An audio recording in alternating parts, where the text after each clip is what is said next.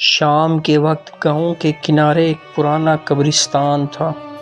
اس کے قریب بڑے بڑے پیپل اور برگد کے درخت کھڑے تھے۔ گاؤں کے لوگ ہمیشہ اس طرف جانے سے کتراتے، کیونکہ کئی بار رات کے وقت وہاں سے عجیب سی چیخیں اور پرندوں کی پھڑپھڑاہٹ سنائی دیتی تھی۔ کچھ لوگ کہتے تھے کہ وہ کسی بڑے الو کا سایہ ہے، کچھ کا دعویٰ تھا کہ وہ کوئی جناتی پرندہ ہے جو قبرستان پر پہرا دیتا ہے۔ علی، جو گاؤں کا نوجوان تھا، ہمیشہ ان کہانیوں کو مذاق سمجھتا، لیکن ایک رات جب وہ اپنے دوستوں کے ساتھ بیٹھا تھا، اچانک قبرستان کی طرف سے ایک ایسی چیخ سنائی دی جس نے سب کا خون جما دیا۔ دوست خوف سے گھروں کو بھاگ گئے، لیکن علی کے اندر تجسس جاگ اٹھا۔ اس نے فیصلہ کیا کہ وہ خود جا کر دیکھے گا کہ حقیقت کیا ہے۔ رات کے 12 بجے جب سب سو چکے تھے، علی ہاتھ میں ٹارچ اور لکڑی لے کر قبرستان کی طرف بڑھا۔ جیسے جیسے وہ قریب جاتا، ہوا کا دباؤ بڑھنے لگتا اور ٹھنڈک اس کی ہڈیوں تک اثر کر گئی۔ درختوں کی ٹہنیاں ایک دوسرے سے ٹکرا رہی تھی اور فضا میں ایک عجیب سا خوف طاری تھا۔ اچانک اس نے دیکھا کہ ایک بڑے درخت پر سیاہ پرندہ بیٹھا ہے۔ اس کی آنکھیں سرخ انگاروں کی طرح جل رہی تھی۔ پرندے نے ایک بھیانک چیخ ماری اور فضا لرز اٹھی۔ علی کا دل کانپ گیا، لیکن وہ واپس نہ گیا۔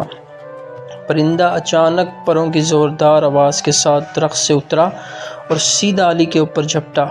اس کے پروں کی ہوا نے علی کی ٹارچ بجھا دی۔ اب وہ مکمل اندھیرے میں تھا۔ پرندے کے پنجے اتنے بڑے تھے کہ اگر وہ چاہتا تو علی کی گردن توڑ سکتا تھا۔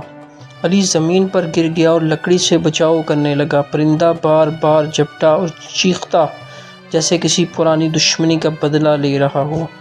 کسی طرح علی وہاں سے بھاگ کر جان بچانے میں کامیاب ہو گیا۔ اگلی صبح وہ سیدھا گاؤں کے بزرگ حکیم سلیم کے پاس پہنچا اور سارا ماجرا سنایا۔ بزرگ نے گہری سانس لی اور کہا، یہ عام پرندہ نہیں بیٹا، یہ صدیوں پرانا عذاب ہے۔ کہا جاتا ہے کہ یہ پرندہ دراصل ایک بدرو ہے، جیسے کہ ایک ظالم جادوگر نے اپنی طاقت بڑھانے کے لیے قید کیا تھا، لیکن جب جادوگر مرا تو یہ آزاد ہو گیا۔ اب یہ قبرستان پر قبضہ کیے ہوئے ہے۔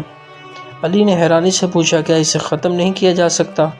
بزرگ نے جواب دیا، صرف وہی شخص جو بہادری سے اس کا سامنا کرے اور اس کی آنکھوں میں آنکھیں ڈالے اسے قید کر سکتا ہے، لیکن خبردار، زیادہ تر لوگ اس کی نگاہ سے ہی ہلاک ہو جاتے ہیں۔ علی نے فیصلہ کیا کہ وہ اس پرندے کا خاتمہ کرے گا۔ رات کو اس نے لوہے کی چھڑی، تعویذ اور ایک چراغ لے کر قبرستان کا رخ کیا۔ فضا میں پھر وہی چیخ گونجی اور پرندہ درخت سے اڑا۔ اس بار علی پیچھے نہ ہٹا۔ اس نے پرندے کی آنکھوں میں آنکھیں ڈالی۔ سرخ انگاروں جیسی آنکھوں سے آگ کے شعلے نکل رہے تھے۔ دل دہلا دینے والی کیفیت تھی، لیکن علی ڈٹا رہا۔ اچانک پرندہ ہوا میں رکا اور پھر خوفناک چیخ مارتے ہوئے زمین پر گر پڑا۔ اس کے پر جلنے لگے اور وہ خاک میں تبدیل ہو گیا۔ قبرستان میں سکون چھا گیا۔ علی نے سوچا کہ اب گاؤں ہمیشہ کے لیے اس عذاب سے آزاد ہو گیا، لیکن جاتے جاتے اسے محسوس ہوا کہ پیپل کے درخت کی ایک شاخ پر دوبارہ سرخ آنکھیں جل رہی ہیں، جیسے کوئی اور پرندہ جنم لے چکا ہو۔